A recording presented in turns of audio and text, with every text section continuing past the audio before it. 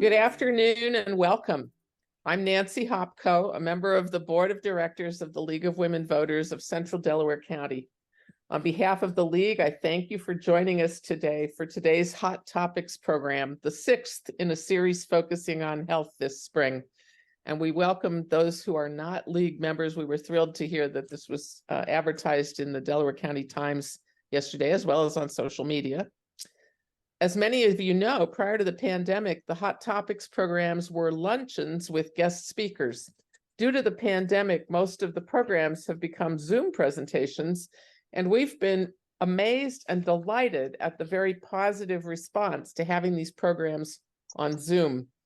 As of yesterday, 38 people have registered for this program, and we know that our numbers of people who take advantage of our programming increase when the recorded programs are posted on the League of Women Voters CDC website.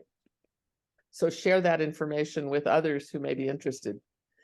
The League of Women Voters is a nonpartisan civic organization committed to promoting political responsibility through informed and active participation in government, citizenship, and elections. Our motto is making democracy work. And we do that through registering people to vote, organizing and presenting candidate forums, providing candidate information through vote411.org, and hosting educational programs on various issues of concern, such as this one.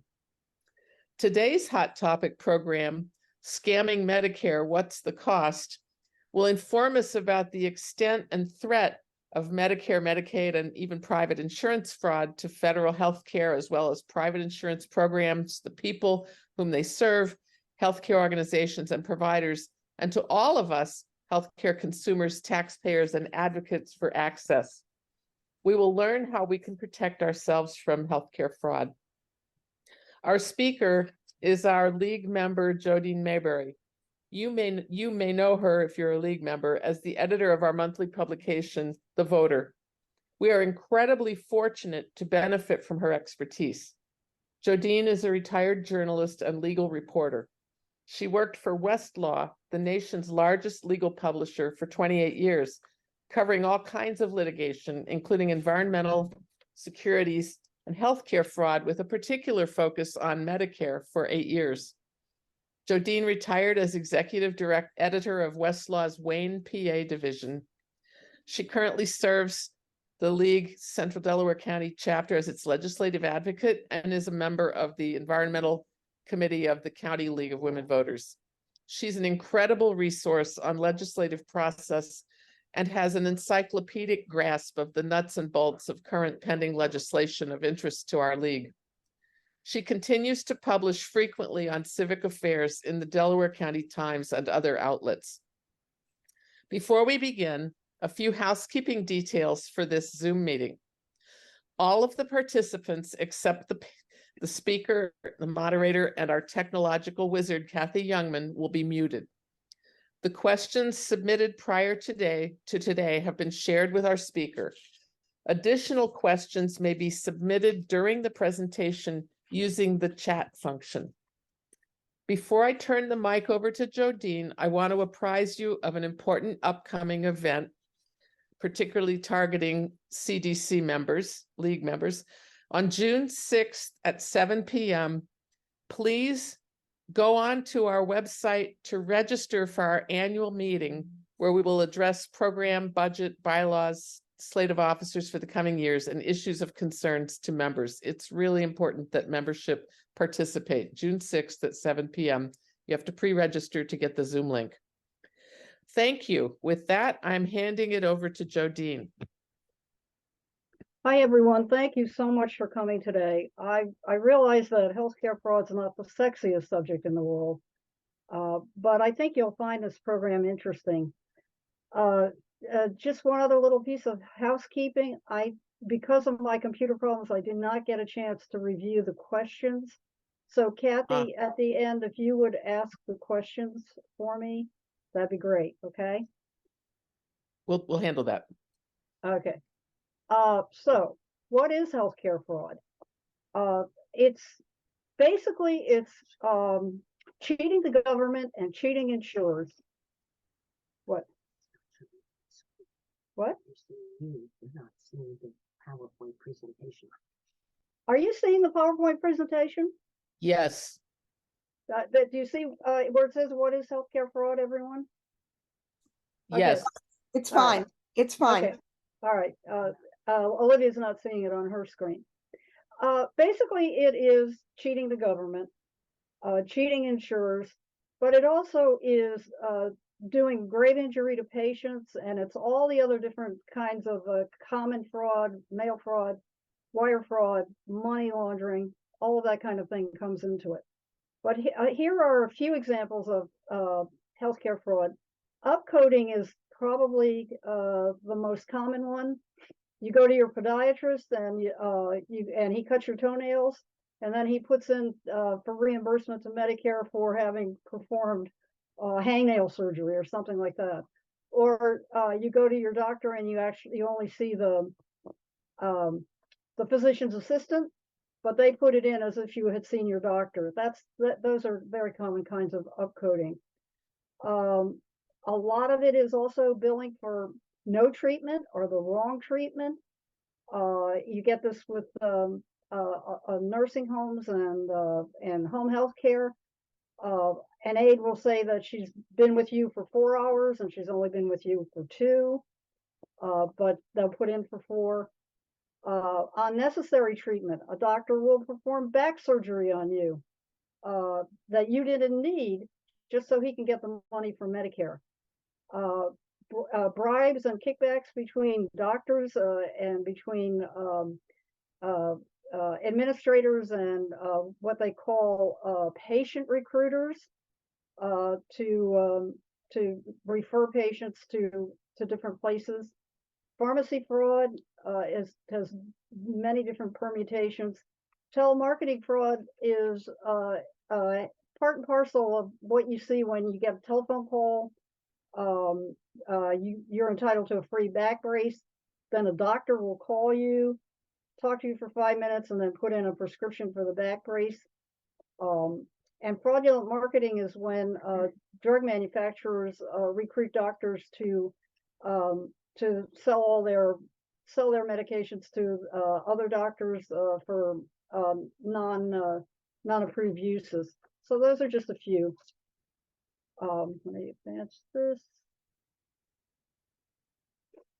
There are 2 kinds of Medicare fraud, 2 kinds of healthcare fraud, actually 2 kinds of fraud. There's civil fraud, which is where the person committing the fraud or the hospital or the nursing home has no intent to defraud, but they just they disagree with Medicare about how things should be billed or something like that. And criminal fraud, which is where people conspire to actually commit fraud to get money from Medicare. So under civil fraud, the main tool that the government has is the False Claims Act, which is an 1865 law established during the Civil War to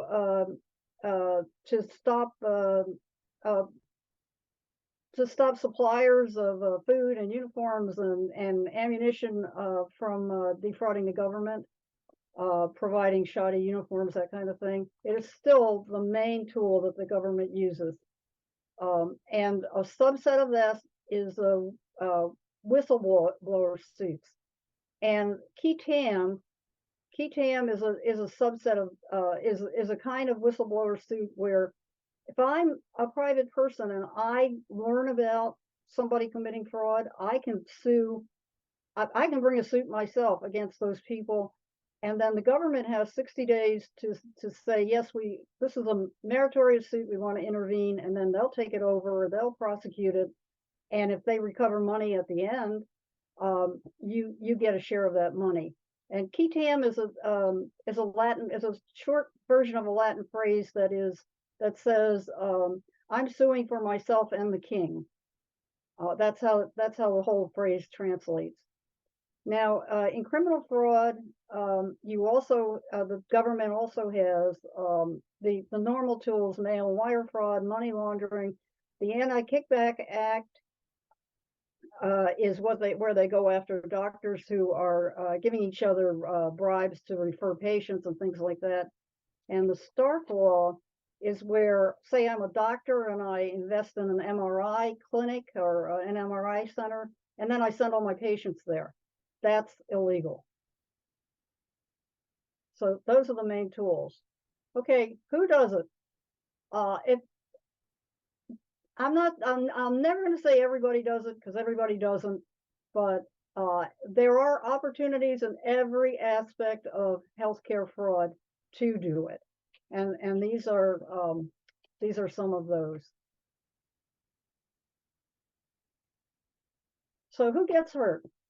Well, Medicare and Medicaid get hurt. TRICARE, the military retirees program, gets hurt. All of us taxpayers get hurt.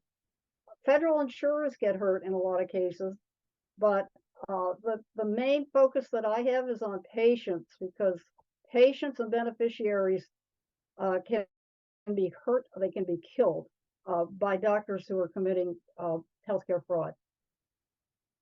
How do fraudsters get caught?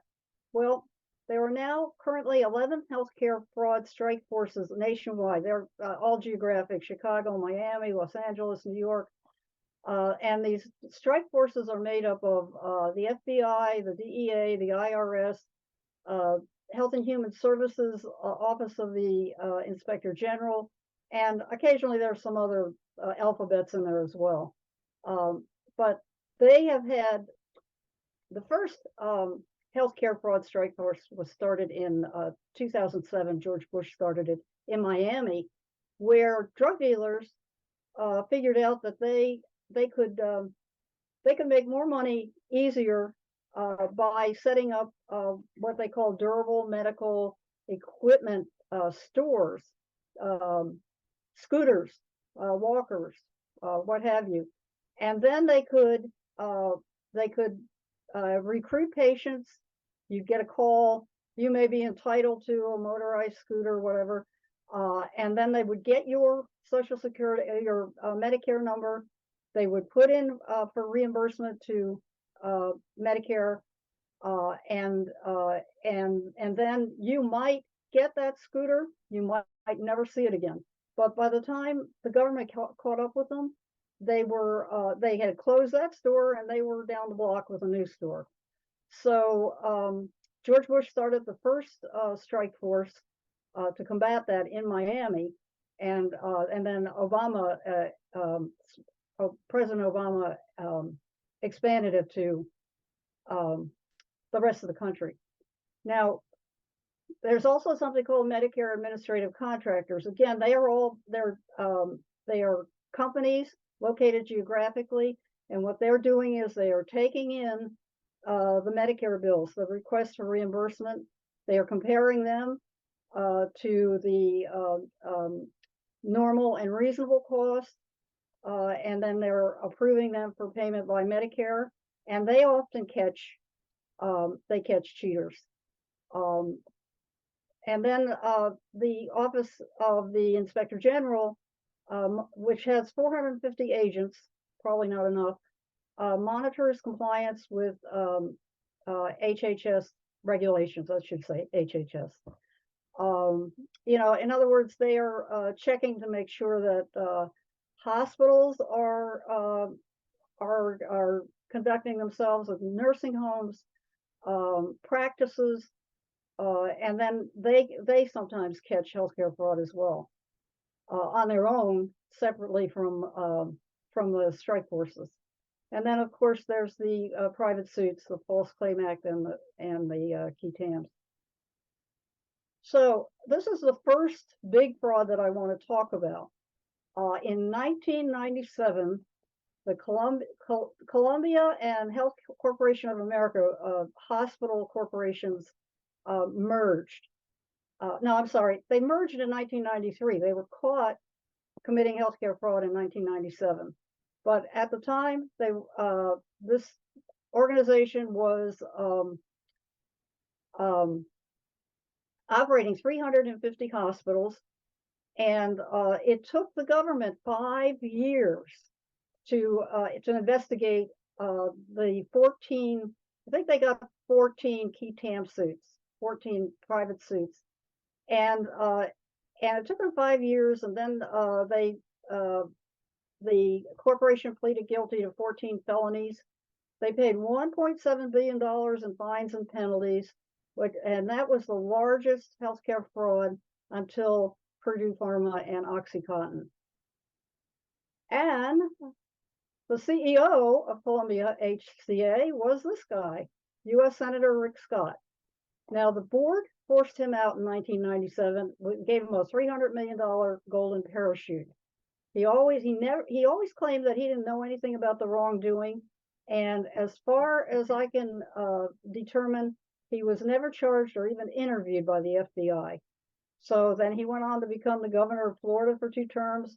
He's now a U.S. Senator, and he's the guy that wants to sunset your Medicare and Social Security. So let me catch up here. So the next people I want to talk about are these 2 people. In healthcare fraud isn't everything in our justice system. It's a 2-tiered justice system. These 2 people were immigrants from Cameroon, and they came to Sugar Land, Florida, and started a home healthcare business. Home healthcare businesses are pretty easy to start, and all you need is a doctor to sign off that yes, your patient needs home healthcare. So they built the Medicare of about $13 million, which is kind of run of the mill. You're going to see some healthcare frauds that are much higher, but they received the longest sentences ever meted out for healthcare fraud. He got 80 years. She got 75 years because the judge in the Southern District of Florida decided that she had to make each sentence consecutive. They almost never do that. But by that time, Ebong had fled back to Cameroon, and Maria had 4th stage breast cancer.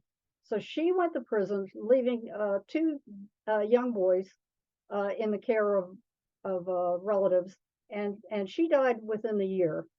The government went after our government went after Ebong in Cameroon, and after a couple of years, got him back, and he's now serving his 80-year sentence. You'll be familiar with this person, Elizabeth Holmes, and her partner Ramesh Bilwala. She just went to prison on Tuesday for 11 years, but she founded Theranos at age 19, and Bilwala was her partner, her CEO, COO, and lover, and she always had this idea that she was going to be the next Steve Jobs. So she invented this blood testing machine that would just jab you in the finger, take a couple of drops of blood, and they claimed that just those couple of drops of blood, they could test hundreds of different diseases. But her machine was never accurate and could only perform, the blood. They could only use the blood for a couple of tests. So what they did was they set up phony demonstrations that they brought investors in, and they had the investors stick their fingers in the machine and get jabbed. Then they would take the blood sample back to another room where they would be tested by regular machines, or regular lab testers. And so Walgreens actually installed some of these machines in their stores in California and Arizona. But they got caught, and they both have to pay $800 million in restitution. See, $13 million for the Cameroonians, $800 million for her. She was sentenced to 11.5 years, which she just started serving on Tuesday, and he has been serving 12 years. But this was mostly what you would call securities fraud. But the thing was, there were patients who were hurt. There were several patients who were told that they had cancer or they had diabetes when they really didn't. So that's a small example of patients being hurt by this. Well, why do you see the next guy? Dr. Farid Fatah, you may have seen him on 60 Minutes. He owned and operated 7 cancer clinics in the Detroit area, and where he did all his own testing and did all his own administration of chemotherapy. So he actually terrorized hundreds of healthy patients by telling them that they had cancer and giving them chemotherapy that they didn't need. And he collected $17 million on this fraud, at a minimum. But he was caught by a strange fluke. There was a woman who had started chemotherapy in his at his clinic, and that day she broke her leg. So she's in the emergency room, and they're looking at her medical records, and she's telling them that she has cancer. Well, they took blood tests. They went back and they checked, and she was absolutely free of cancer.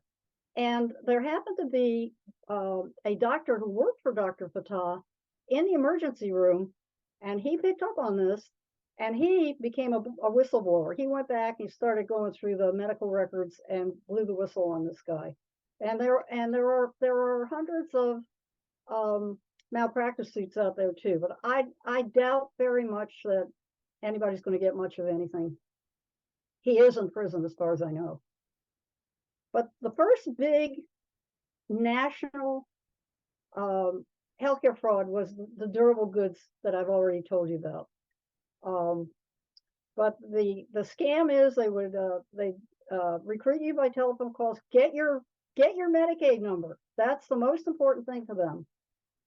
They put it on social media. They put ads on social media, TV. They go to health fairs, and then when the first task force got onto the durable goods, then they switched over to the knee and back braces. I would bet a lot of you got a lot of telephone calls, a lot of you. All those calls stopped on this day, September 30, 2020. And the reason they stopped was this. The healthcare task forces spread out across the country and arrested 350 people. Over 100 of them were healthcare providers, doctors, nurses, physician's assistants, nurse practitioners. And that day, the calls stopped. Now, a couple of years later, they came back again. This time it was genetic testing. Well, let us test you to see if you're disposed to cancer, heart disease, or diabetes, or whatever. But it was the same. It was exactly the same scam. I recently had to go to an oncologist for something very minor, and they tested me for. They ran a genetic test on me too, but in that case it was legitimate because my mother had died of ovarian cancer, and Medicare actually had me go through a survey to make sure that I qualified for genetic testing. And I had told you before, Miami was ground zero for the DMEs. This guy, Dr. Abubakar Durrani, was an orthopedic surgeon who worked in 4 Cincinnati area hospitals. He got on to treating institutionalized people with Down syndrome, people with mental, I don't want to say deprivation, but you know what I mean. We would have years ago said mentally retarded. He treated hundreds of these people, and he misused a medical device called Infuse, which is a bone growth cement. But you're supposed to use Infuse with a cage so that it doesn't go wild. He didn't use the cage, and so a lot of these people today are suffering from wild bone growth in their backs and spines. And a law firm across the river from Cincinnati in Kentucky got a medical malpractice case, and they started looking into him, And by the time they were done, they had like 400 medical malpractice cases against this guy. Well, when the suits started to come in, he fled to his native Pakistan, and he is now the chief of orthopedic surgery at Lahore General Hospital. And we have no extradition treaty with Pakistan, so he's sitting pretty. Oh, by the way, many of the patients testified that they found this guy to be very charming, and they really trusted him. Dr. Paulus in Eastern Kentucky performed hundreds, perhaps thousands of unnecessary stent procedures. It was the Medicare administrative contractors that caught him, because over a 7-year period, he billed more than $1 billion in stent procedures to Medicare. And that was so far and away and above what other cardiologists were billing that they realized that they had a scam on their hands. And he falsified patient records to justify performing the procedures. He would claim that, oh, they had a 70% blockage or 90% blockage. So, whoops. So he was tried and convicted for a certain number of cases, and the judge threw the case out because the judge said, well, that was medical judgment. You can't fault his medical judgment. Another doctor would say you don't need it. He said you did. Well, that went up through the appellate courts, and the appellate courts threw it out. And he was tried again for 71 patients. And then he was convicted again, and he was sentenced to 5 years and $1.1 million restitution. Now, that doesn't seem like a lot of restitution, but the problem is that the government could only charge him restitution for what they had paid for these 71 patients, not all of the hundreds of patients that he had treated. So, I'm sure that he has a lot of money somewhere. This guy is Salomon Maljan. He was a Palm Beach eye surgeon and a good buddy of U.S. Senator Robert Menendez. He and Menendez were charged together, actually tried together in New Jersey on 18 charges, and they were convicted. No, they weren't convicted. It was a deadlock jury. So when they went back to retry them, the judge dropped 17 of the charges, and then he was tried separately in Miami, and was convicted of 67 counts of Medicare fraud. Well, let me tell you what he was doing. Every elderly patient that walked into his office was diagnosed with wet macular degeneration, and he was treating them with Lucentis, a Part B drug that's where it's a needle that goes in the eye, $2,000 a dose, and he was making he may have made up $105 million. Now, it's statistically impossible for everybody that walks into your office to have wet macular degeneration.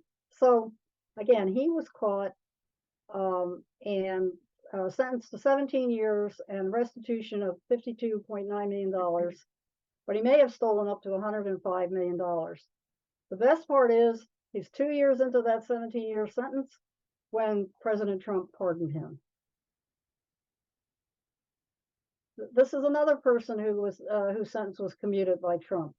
Philip S. Farmies owned 20 nursing homes in South Florida.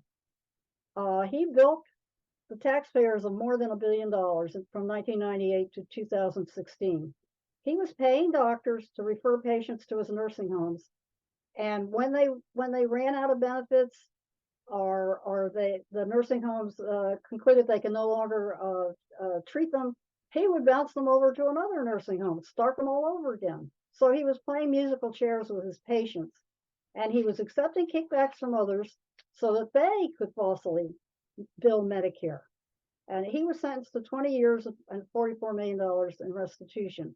But the thing I want to say about him is and many of them, is that they don't do this all by themselves. He was the CEO of 20 homes, and he had billing administrators, he had medical directors, he had doctors of private practice, hospitals. There were a whole bunch of co-conspirators, all of whom pleaded guilty and testified against him. So in a lot of these scams, that's what the government does. They go up the food chain. They'll start with the receptionist, or they'll go to the billing clerk, they'll go to the scheduler, and they go right up the billing chain, right up the chain to the head honcho. And he was one of those. So yes, Trump commuted his sentence, but he was also involved in that in the college scam, where he paid something like $1.1 million to a couple of guys to get his son into the University of Pennsylvania. And just recently, an appellate court has overturned 6 charges where the jury had deadlocked, and now he's going back to be retried. So maybe there will be justice for him after all. This is another person who was whose sentence was commuted by Trump. She ran a subsidiary of the American Therapeutic Corporation, which was a 7-clinic chain of mental health clinics. I'm not exactly sure where. And her subsidiary was set up merely to launder the money that the American Therapeutic Corporation was taking in, an estimated $83 million. She was convicted of 24 counts of healthcare fraud and sentenced to 35 years in prison in 2011. Now, 2 of her co-conspirators, one, Lawrence Duran, was sentenced to 50 years, and Marianella Valerio was sentenced to 35 years. Those sentences at the time, before our Cameroon people, were the longest healthcare fraud sentences ever meted out. But there were a lot of folks in the criminal justice community who thought that she had been over-sentenced, and so it wasn't a terrible thing that Trump commuted her sentence. He also forgave whatever was left of the $83 million, $87 million that she had to pay in restitution. And I don't know how much she paid. But let me just back up. Generally, when these people are caught, 2 things happen. The government, and when they're caught and they're convicted, the government takes everything they've got. Their bank accounts, their yachts, their fancy cars, their 3 homes, everything they've got, they have to forfeit.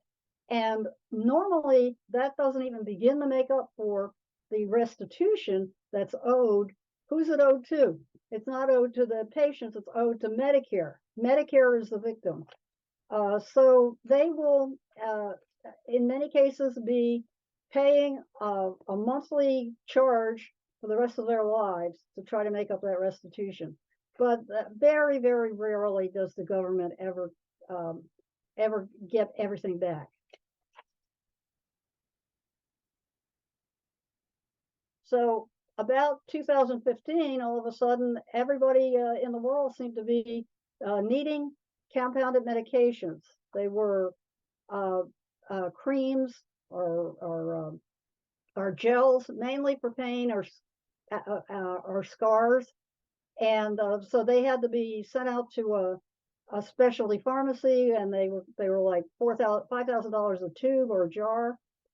And the Medicare administrative contractors and their software began to notice that all of a sudden this exploded in 2015, and it especially exploded with TRICARE, the program for military retirees and their families.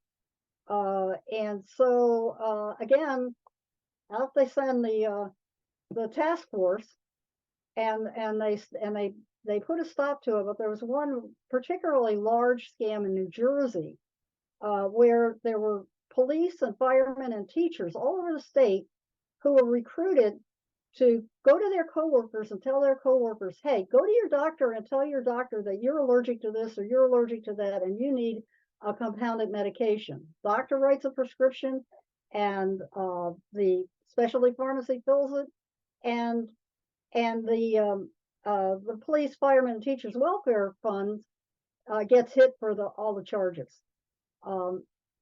So there are police and firemen and teachers who today are in prison for this.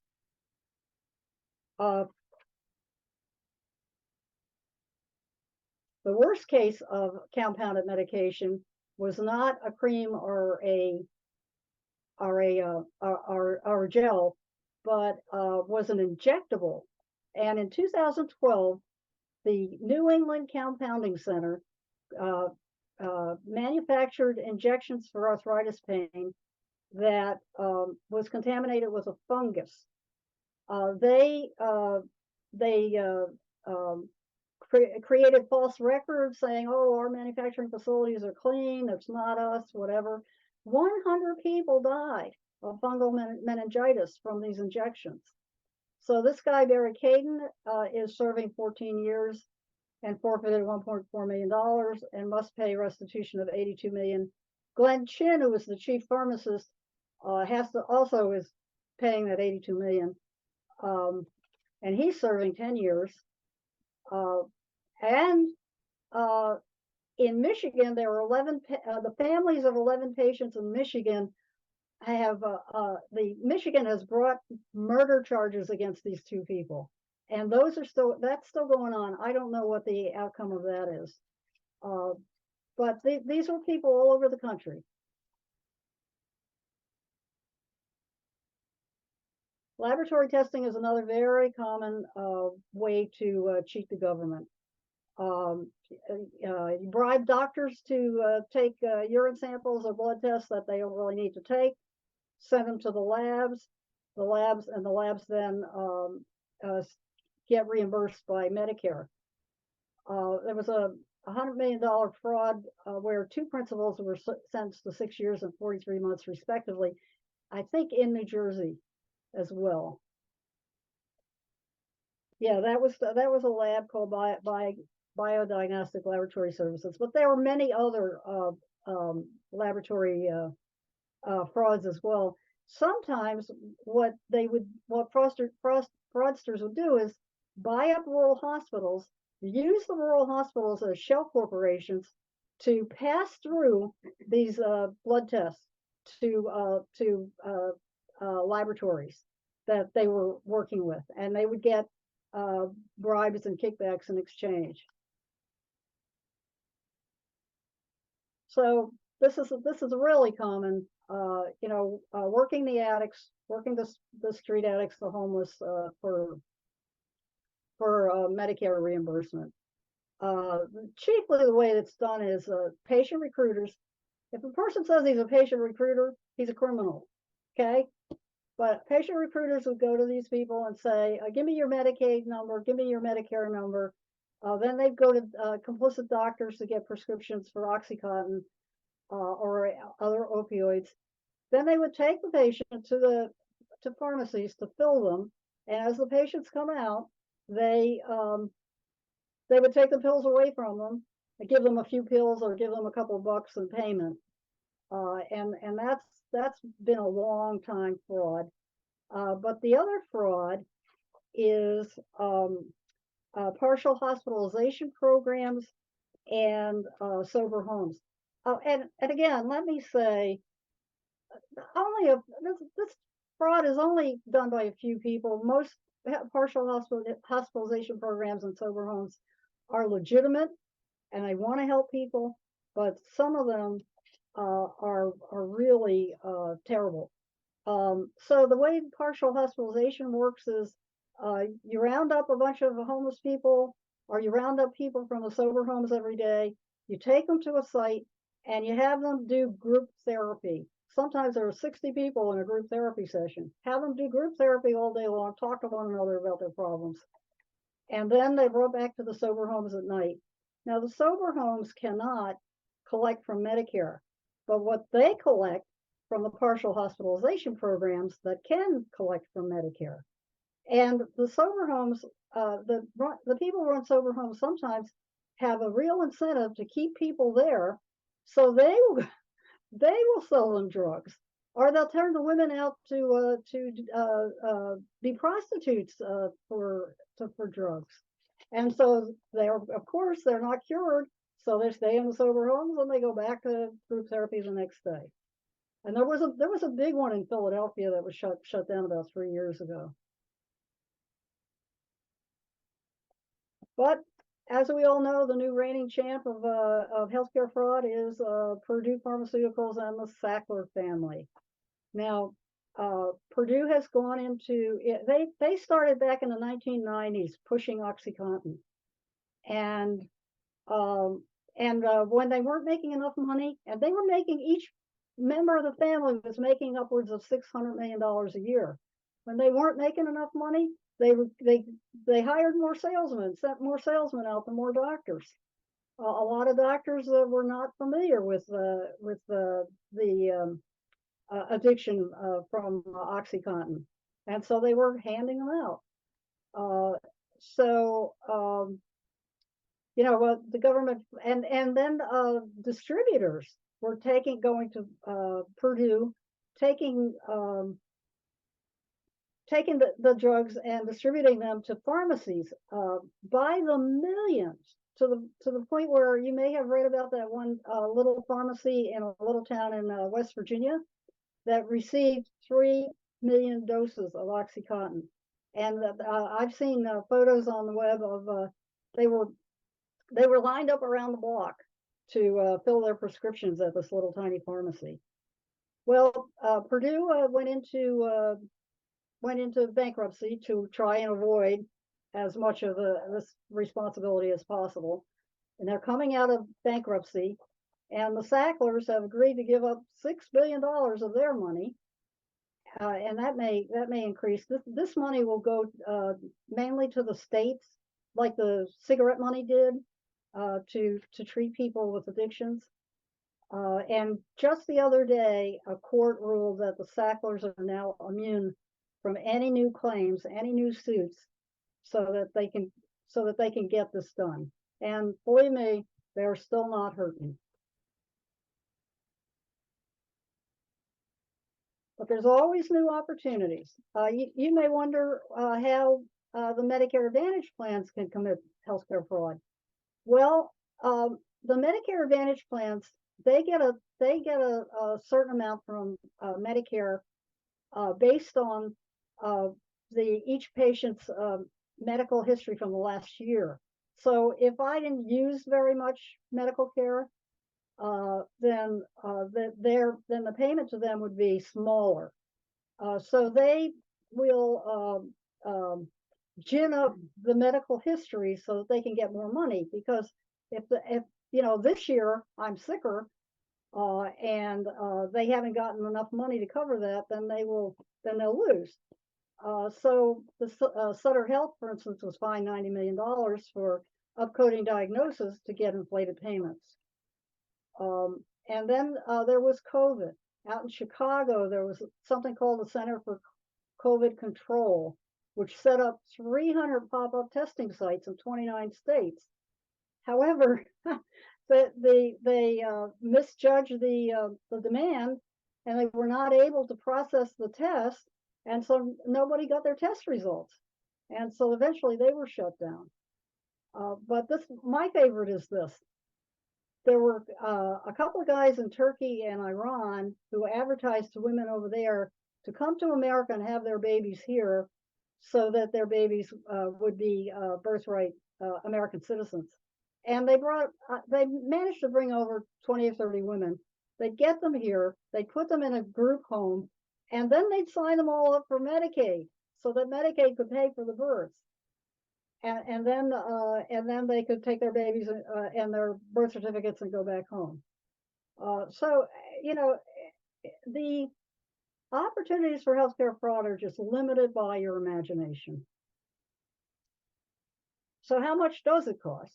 Well, the federal government used to say, well, we think we're getting ripped off for $60 to $100 billion a year. Now they're flat out saying it's at least $100 billion a year.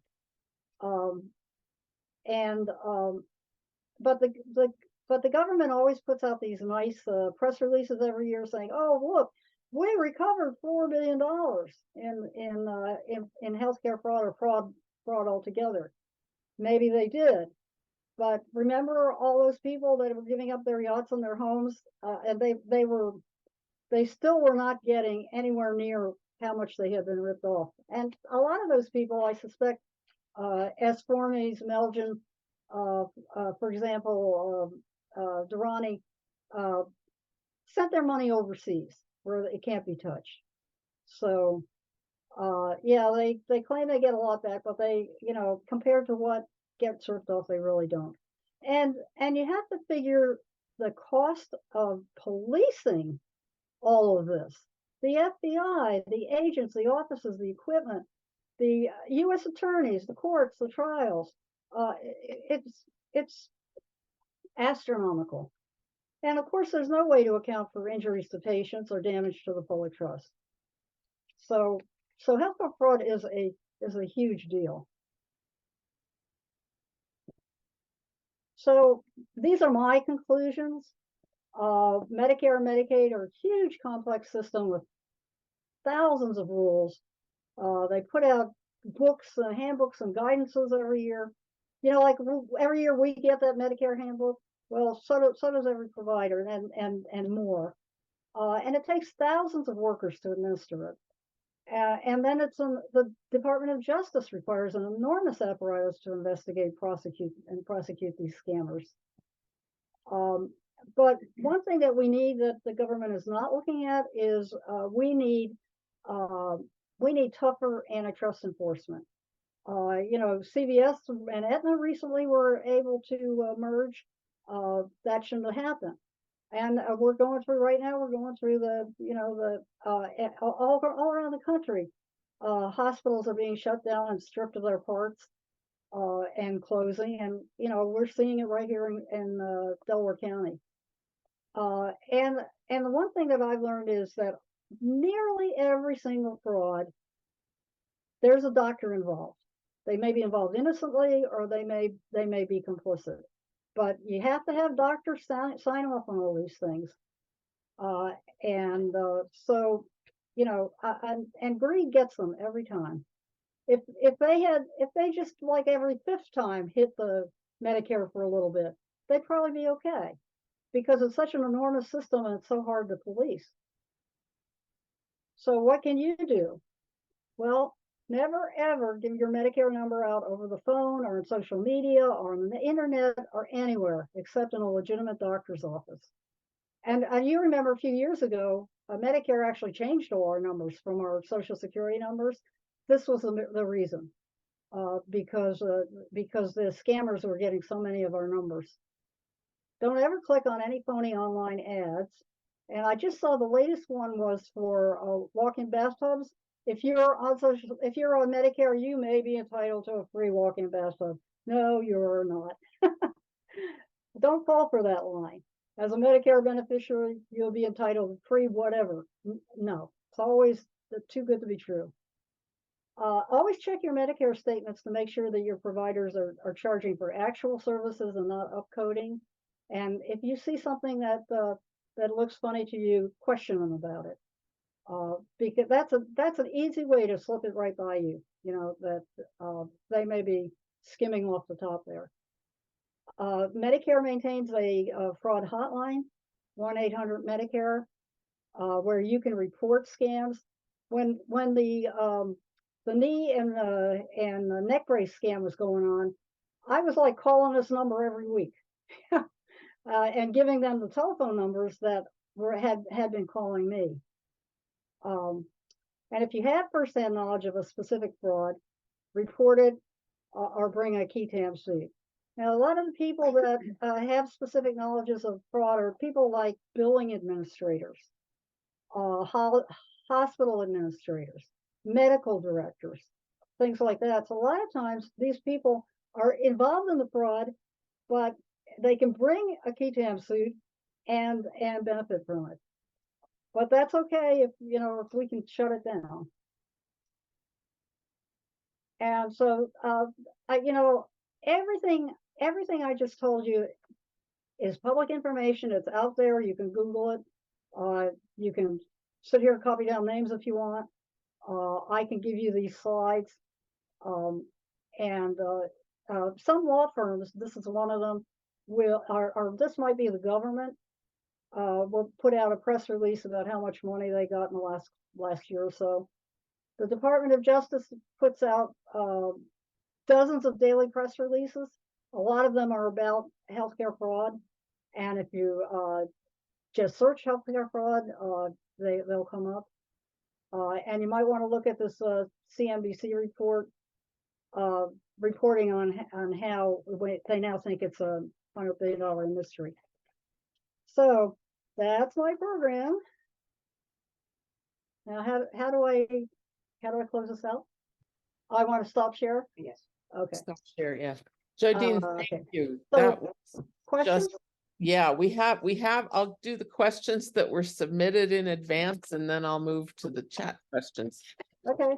That was just terrific. Thank you. I feel like I watched a crime show, but Well, I feel like my 8 years of work meant something. oh my You know, gosh. I was writing newsletters for lawyers about these things.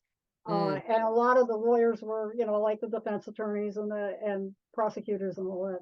That's what, so it didn't get out in the public, but yeah. Yeah.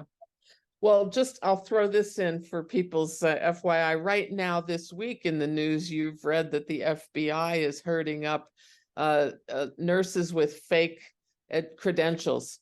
They had fake nursing degrees, but they did manage to pass the licensure exam, even though they had fake nursing credentials. And so the FBI found 26 of them in Pennsylvania that they're trying to get to cease and desist and turn themselves in.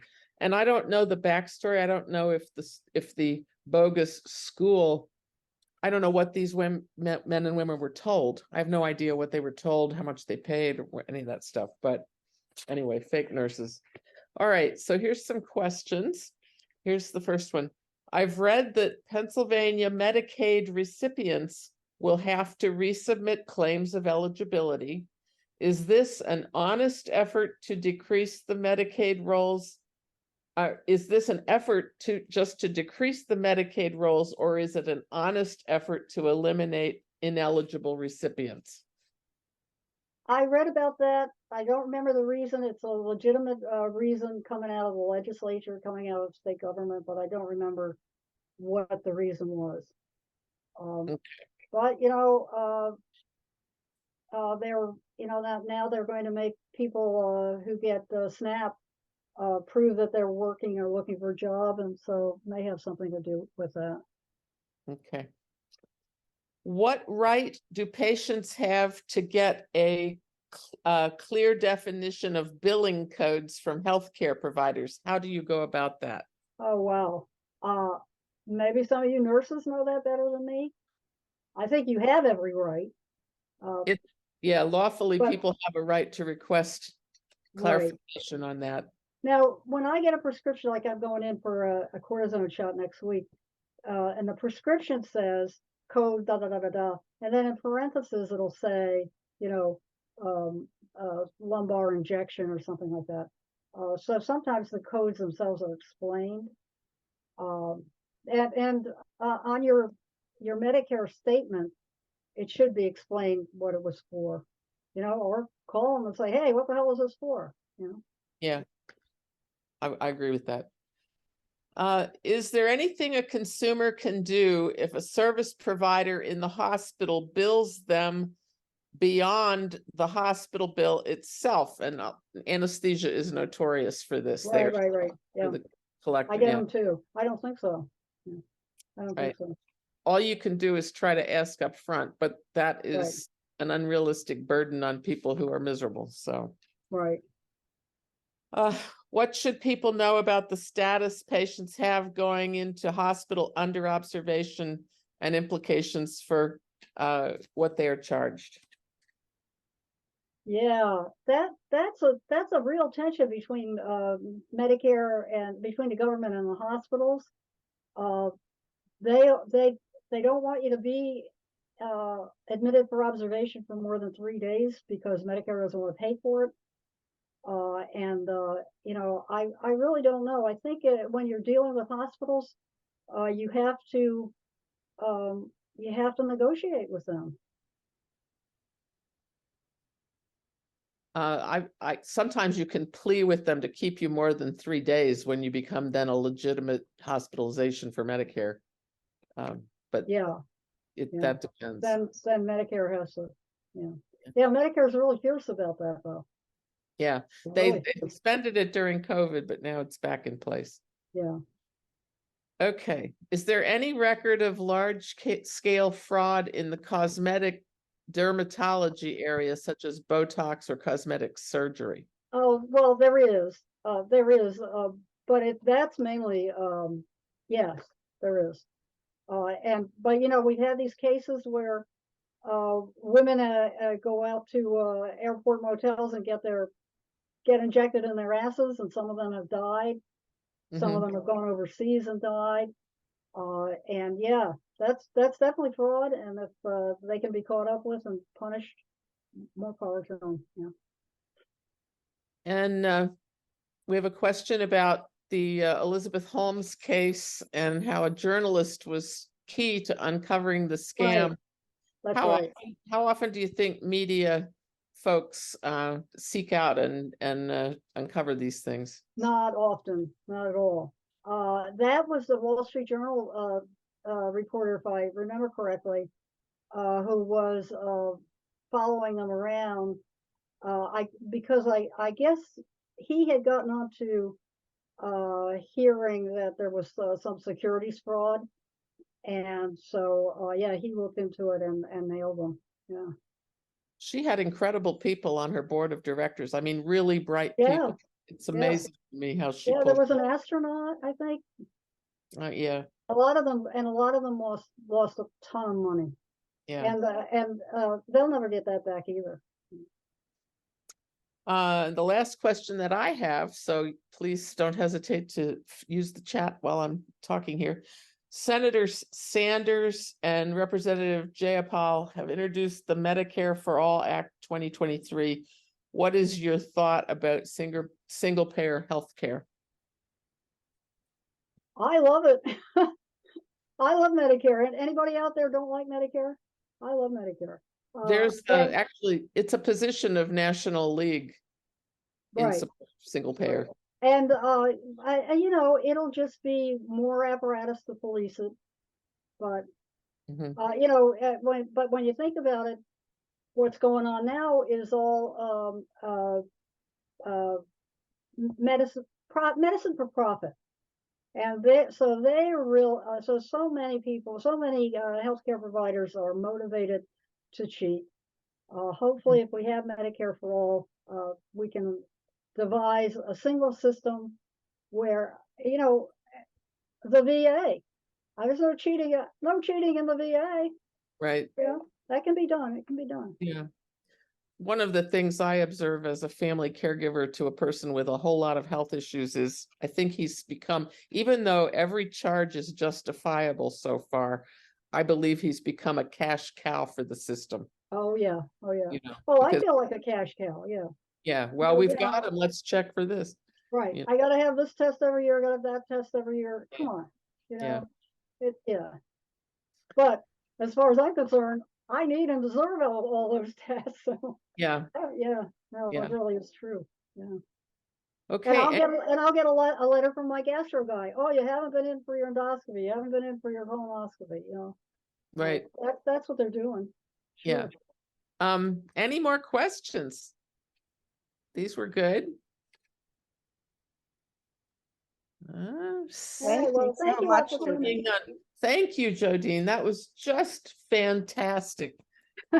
enthralling, My rogues gallery, yeah. just like watching a crime show. It was very, very interesting and depressing at the same time. Right. The last thing I'll say to our members is if you haven't signed up to come to the meeting June 6th at 7 p.m., go into the CDC website and sign yourself up and get there. Okay. Anything from Ann? Okay. Thank you all. Have a great rest of the day. Thanks, Jodine.